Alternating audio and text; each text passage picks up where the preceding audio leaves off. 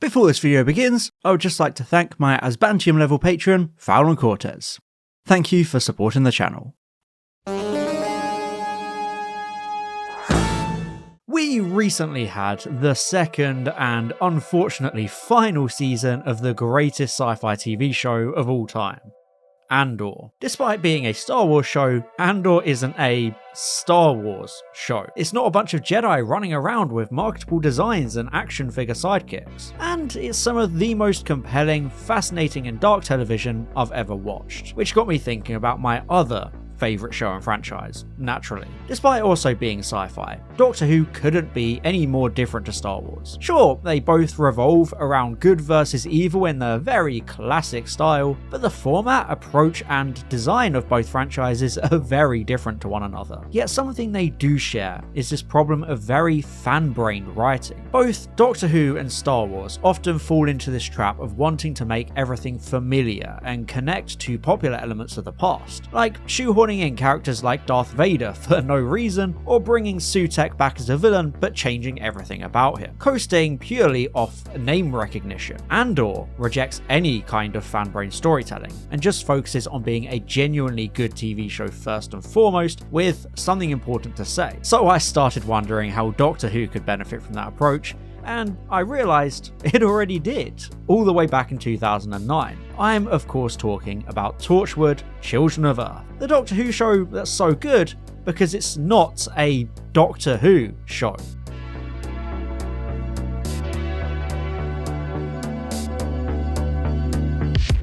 As I mentioned, Andor is such a vastly different Star Wars product in a landscape full of things like the Filoniverse shows of The Mandalorian, Ahsoka, Tales of Time Wastes, and so on, or the very middling and disappointing Acolyte. Star Wars has become a victim of quantity over quality, but amongst it all is Andor, which was actually originally supposed to be a Mandalorian-esque show about Cassian Andor and wisecracking robot sidekick K2SO going on lots of wacky misadventures, until writer Tony Gilroy said, nah. You see, Gilroy is best known for writing the first two Bourne movies, along with legal and political thrillers like State of Play and Michael Clayton. And, of course, he was brought in to basically salvage Rogue One with reshoots and editing, hence being attached to the spin-off prequel about Cassian from that movie. Andor sees the origins of Cassian, how his simple desire to find his long-lost sister brings him into the fold of the rebellion, reluctantly doing missions for the sinister and enigmatic rebel mastermind Luthen until he's left with no choice but to commit to the rebellion. It's a show that spans every aspect of the rebellion against the Empire. We have the point of view of the rebel agents in the trenches risking their lives in undercover missions and heists. We have the claustrophobic political intrigue in the dizzying heights of Coruscant and the Senate. And we even have the power struggles and ambitious planning of the Imperials themselves. It's the perfect show.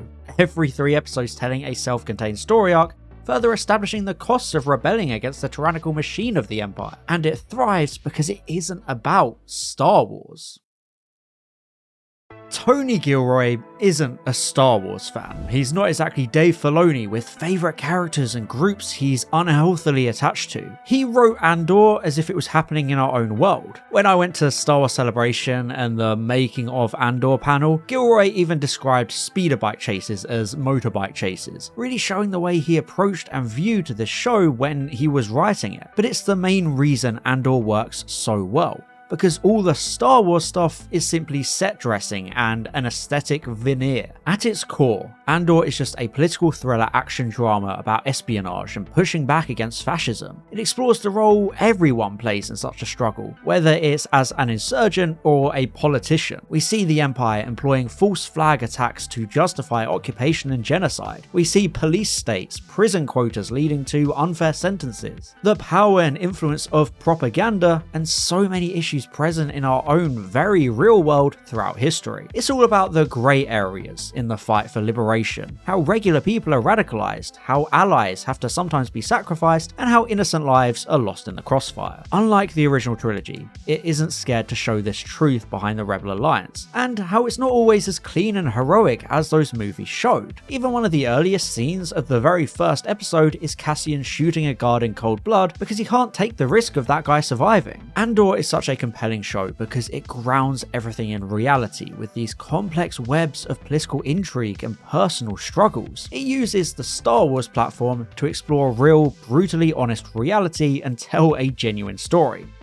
And that's exactly what makes Children of Earth so good too. When Doctor Who was resurrected in 2005, its success was so astronomical that 2 spin-offs quickly followed. One was the Sarah Jane Adventures, a CBBC show aimed at the younger demographic of Doctor Who fans. The other was Torchwood, a BBC 3 show aimed at the older demographic of Doctor Who fans, and it tried to do this by being Doctor Who with sex, drugs and blood. You know, this ain't your grandma's Doctor Who. The first 2 series of Torchwood followed a very similar format to Doctor Who itself, taking this Monster of the Week approach and seeing this group of angsty special agents doing their thing. There were definitely some growing pains, and it didn't have the best reception with a lot of ups and downs. I mean, the literal second episode is about alien sex gas that kills people when they orgasm. Talk about trying a bit too hard to be edgy and adult. But even with episodes like this and Cyberman with tits, Torchwood was able to explore a lot of dark and mature themes Doctor Who could never approach. Stuff like literal cannibalism, the depressing realities of resurrection, or the innate human horrors of a rift in time and space trapping people in a future they can't bear to live in, or mutating them into tortured monstrosities living a cursed and agonizing life. Amidst all the goofy runarounds with shape-shifting vampires crashing weddings and sentient film reels like Goosebumps were some genuinely compelling narratives and ideas. The approach was far from perfect.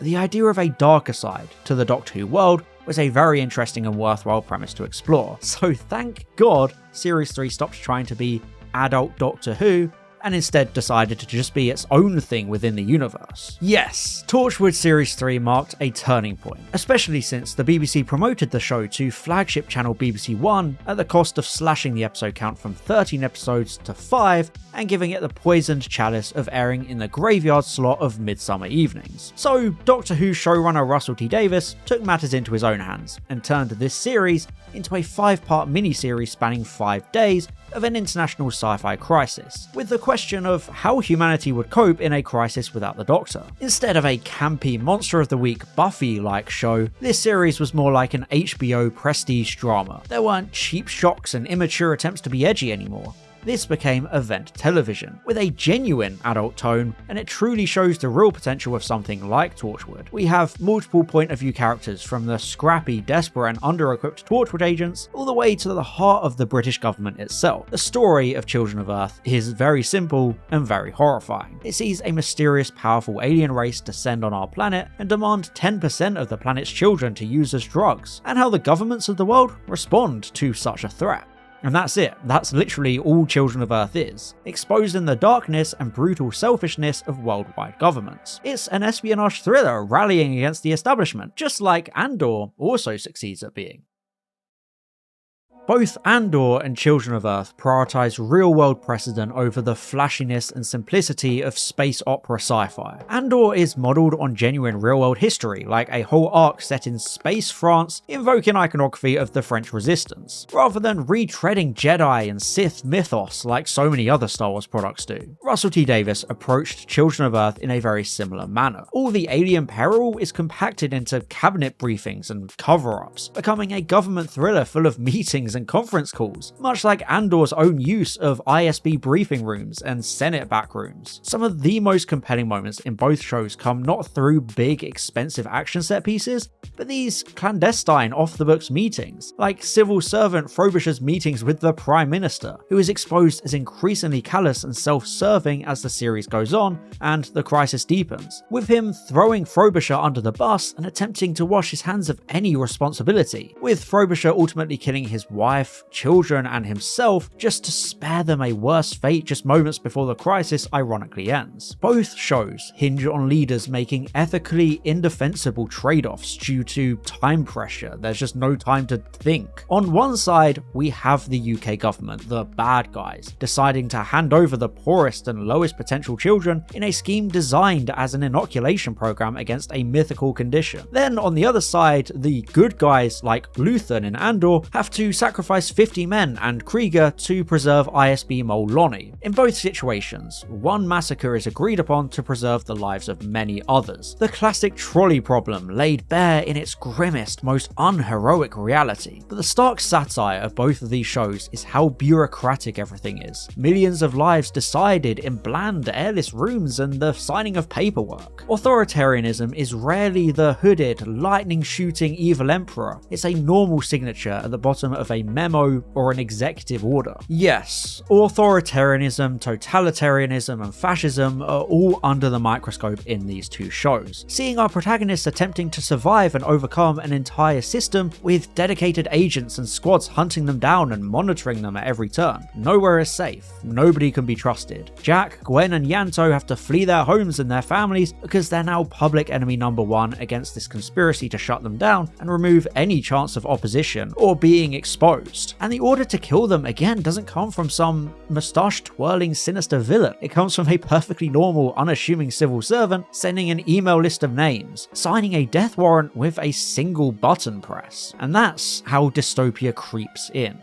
First comes the euphemistic paperwork, paving the way for oppressive occupation, and, in Children of Earth's case, a police state rounding up helpless children and marching them to their deaths. In these regards, Andor and Children of Earth are less like escapism into a fantastical sci-fi world, and more like a horrible reflection of our own weekly headlines and looming future. Children of Earth aired in the immediate aftermath of the MP expenses scandal and austerity crisis, whilst Andor began amidst surveillance capitalism and a resurgence in far-right ideology worldwide. Prison labour quotas, data audits, and even immigration raids all take centre stage in Andor, demonstrating our grasp on democracy and freedom slipping in real time. Other people are blamed for the shortcomings of society, whether that be migrants, the poor, or anyone who challenges the official narrative. The horror stems from people just doing their jobs, the age-old excuse for the individual components of authoritarianism. It's not the thing of fictional futures anymore. It's as nearby as solving a short-term problem, even if that means respectable, successful officials allowing themselves to condemn children they dehumanize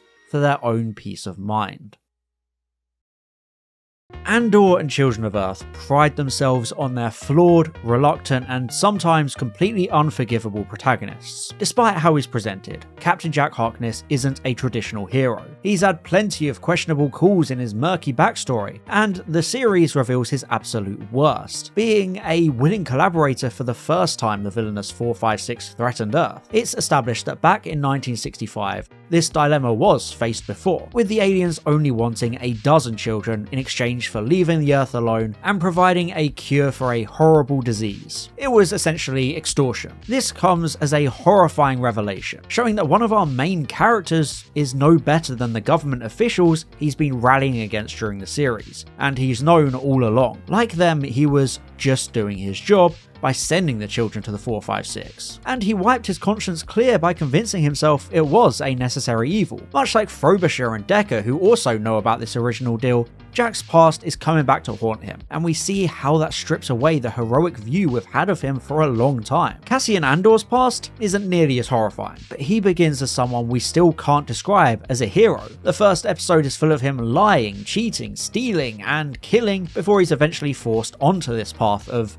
becoming a traditional hero. He doesn't side with Luthen and the rebellion because he shares their ideals and believes in the fight. He only does it because it's his only escape from Ferrix. And when he sees the death of people like Nemec, the young idealist, we realize how much his fate is becoming intertwined with the wider conflict. His selfish need for survival brings him into the collective rebellion, and by the end of season 1, he's fully committed because of everything he's experienced and all the killing he's had to partake in. There's no turning back. He's not Luke Skywalker, who dreams of being a hero and throws himself into the rebellion headfirst as a young, starry-eyed boy full of wonder. Cassian Andor is a morally grey, selfish man who gets sharpened into a blade against the Empire, ultimately costing him everything and everyone he cares about until all he has left is this fight. As I already mentioned, both Andor and Children of Earth build themselves around trolley problems, questioning what or whom you're willing to lose to win. Cassian loses his mother, his best friend, his droid, his lover, all the way through this journey. And for Captain Jack, things are just as bleak, because he's the one to pull the trigger on his own relationships. Captain Jack Harkness cannot die, he's immortal, which is a curse because the people he loves can and do die. He unknowingly condemns his own lover and fellow main character Yanto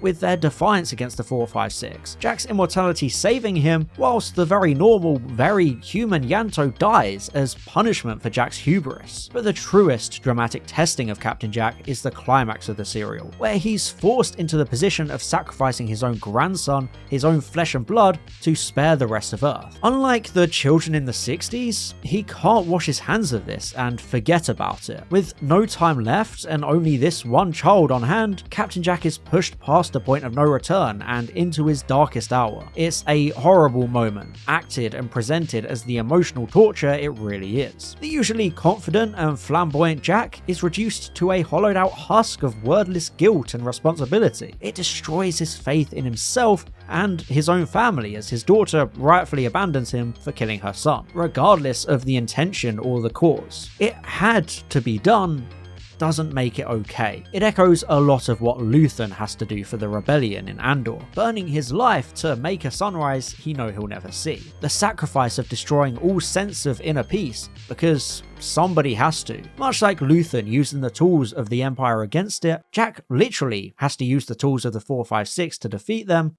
no matter the cost. Heroism in these shows is brought with blood and complicity. Everyone has to lose before they can win, weaponizing the very people they care about. Just look at Mon Mothma being forced to give away her only child, her daughter, to the son of Chandrilan mobster Davo Skolden, because she needs the funds to finance the rebel fleet and the base on Yavin 4 without being caught for embezzlement and exposed as a rebel agent. She even has to lose her childhood friend and ally Tay because he's too much of a risk for this plan, meaning Mon loses her relationships with her daughter and one of her closest friends, all in the name of the rebellion. Even in the ivory tower of the Senate, Mon Mothma has to reconcile her private love with public duty and burn everything for that sunrise. Even if she's not directly taking lives like Cassian and Luthen are, every character in Andor commits unforgivable acts, whether they're heroes or villains, and Children of Earth does the same through Captain Jack and the government. We're shown the true weight of saving the world, a world Jack exiles himself from at the end because the guilt and trauma is just so strong that even this immortal man can't bear the weight of the very permanent death he's forced to engineer. It's proof of how Children of Earth evolves beyond surface level monster of the week pulp action, just like Andor evolves Star Wars beyond Jedi versus Sith and objective good versus objective evil. Both shows agree that heroes are cornered, and the only way to escape is by making decisions without ethics or morality. History doesn't remember people like Cassian or Luthen, it remembers the Mon Mothmas, who provide a friendly face and cleaner image to the rebellion. But even Mon isn't innocent, proving that sometimes the only line between hero and villain is who and how many die along the way, and who then writes the history about it. In Andor, one of the best moments is the monologue of Nemik's manifesto, which tells us the spontaneity and individuality of rebellion. Throughout the series, we see individual acts of rebellion, like the bellboy on Gorman keeping Cassian's presence a secret, or the technicians in the Senate sabotaging the Imperial attempts to shut down Mon Mothma's speech. Every person, no matter how ordinary,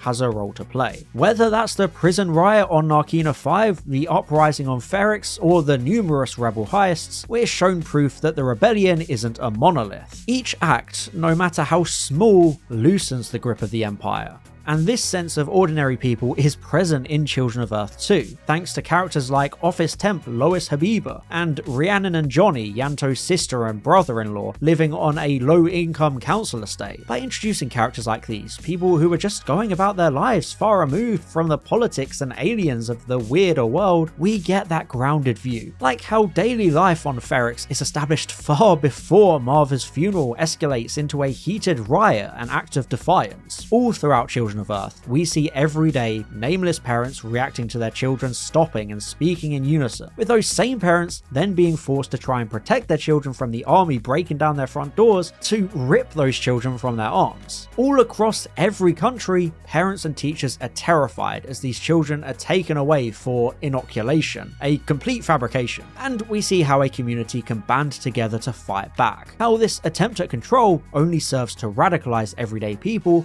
and cause clashes in the streets, a scrappy, localized pushback that buys Torchwood just minutes to act. There's no hero shots or complex cinematography as Gwen races to shelter a small group of kids. It's all shaky handheld cameras emphasizing the desperation of this fight against oppression. Children of Earth and Andor show us that systemic horror and its eventual defeat starts on those council estates and factory floors long before it reaches the highest levels. That's where the true battles are fought. The truest, realistic darkness of Children of Earth comes with this inoculation scheme thought up by the British government, using it as a cover-up to avoid causing public panic. By claiming its inoculation against this recurring unison chanting phenomena, it allows the government to take children away without any resistance until it's too late, because they're taking advantage of public trust in government institutions. And yes, to address the elephant in the room, the obvious conspiratorial parallel to real-world events would be the COVID-19 vaccine, which many skeptics claimed was this kind of cover-up. But why grasp at straws to make a conspiracy out of a genuine vaccine when there are already real,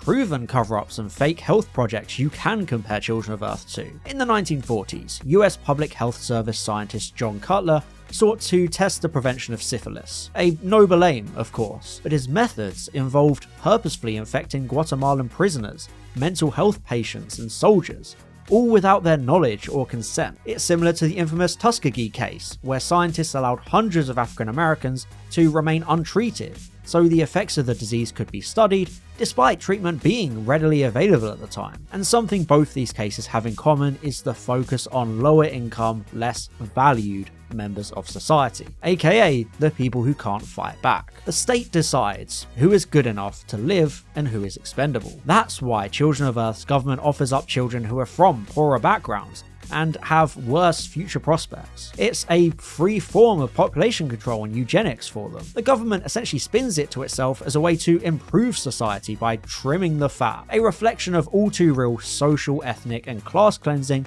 which has been apparent all through history across the world. And the only reason the government actually takes any heat at all is because of brave whistleblowers.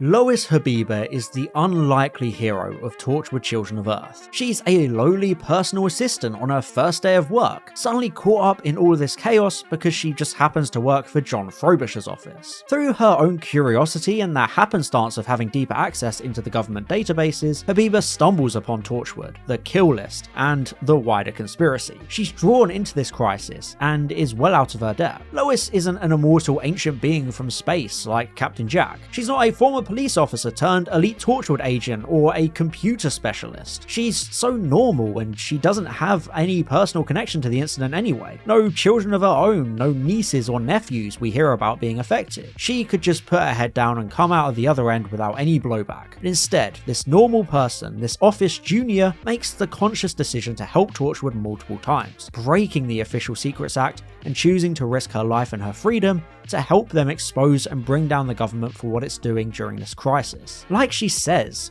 she didn't sign the act to cover up murder. Her whole world is collapsing around her. Her whole concept of morality and good and evil has been thrown out of the window. But unlike most people, she's not going to just stand by and let this happen. She's not willingly complicit like Frobisher, who goes along with everything to preserve his job and be a good citizen. He's an ordinary, flawed man thrust into the center of this international crisis, becoming the face of it all as the ambassador for humanity itself. And it's that ultimate irony that doing his job, towing the line, covering up the past meeting and crafting the inoculation lie, comes back to haunt Frobisher as the Prime Minister makes him offer his own children to the 456, leading to that very The Mist twist of fate as Frobisher kills his family and himself just moments before the world is saved anyway. In the Prime Minister's own words, Frobisher is expendable, a tool to be used because he's a meek middle manager. He's not a villain, but he is a very tragic figure. Unlike Lois, he repeatedly prioritizes obedience over conscience, so his fate is a bed of his own making. Just like in Andor, inaction is just as bad as pulling the trigger yourself. Doctor Who and Star Wars are historic franchises built on pulpy, campy sci-fi about clear heroes and villains. It's all about adventures and spaceships. But Andor and Children of Earth change everything. They trade those glossy, spectacular thrills for uncomfortable truths present in our own real world. They show us the real sacrifices that give us the freedom and security we constantly teeter on the edge of losing with the simple signing of a warrant or an executive order. The 456 are one of Doctor Who's scariest villains, but the most horrifying thing about them is the human reaction to this crisis. Without the Doctor to stand firm and fight for humanity, the governments of the world tremble and surrender out of fear because they want to save their jobs. A good soldier or a good employee is the foundation of authoritarianism because they allow it to happen. They allow it to creep in because they don't want to challenge it. To challenge it requires sacrifice, whether that be risking your job and facing life in prison, or outright having to kill your family and friends. The price of freedom isn't cheap, as we see in these shows, but it's a hell of a lot better than the alternative. Captain Jack Harkness isn't a hero. Cassian Andor isn't a hero. They commit the acts that allow the history books the luxury of omitting their names. Lois Habiba, Gwen Cooper, Mon Mothma, Luthen Rael, all these names are complicated characters we root for, despite each having their own reasons and their own personal rebellions. And on the other side, John Frobisher, Cyril Khan, Dedra Miro, Brian Greene, Partagaz, all these complicated characters we root against all have their own reasons and their own beliefs that they're doing the right thing. And that's what these shows are about, showing that the right thing is always subjective depending on who holds the power and who wants that power back. They're shows that shine a nasty yet necessary spotlight on our true reality, how the socio-political landscape is increasingly volatile and how easy it is for authoritarian regimes to creep in, but also how they can be toppled by the actions of individuals who want freedom. Children of Earth is the best Doctor Who production because it's not a Doctor Who show. It's a political thriller that just happens to take place in the Doctor Who universe, and that's how to break the status quo of a franchise and show how much more there is to offer even within these safe and familiar worlds. They use what we know to challenge what we think about our own world, trading escapism for real warnings, and it's our responsibility to listen to them. As always, thank you very much for watching, and I'll see you in the next one. Bye bye.